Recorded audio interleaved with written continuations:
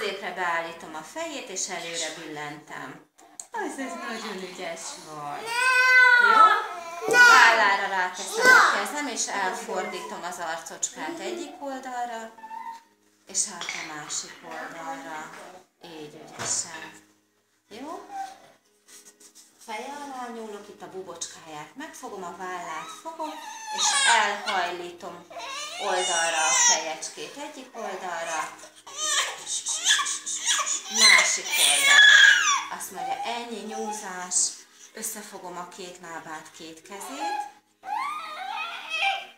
és billentem oldalra, ő neki kell vinni a fejecskéjét, azaz, megint jött egy kis nyálacska ki.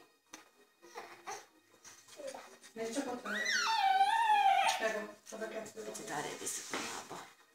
Azaz, tehát egyik oldal, másik oldal, és akkor volt egy olyan, hogy egyik lábát kinyújtottuk, másikat behajlítva feltoljuk a pocakja felé, és a medencéjénél, popsiánál segítve átfordítjuk.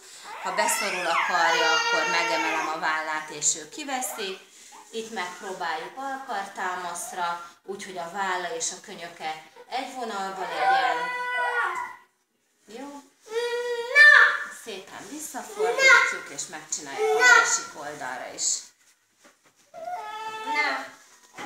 Ez az, erre könnyebben fordul. A másik irányba egy picit nehezebben. Itt is alkartámasz.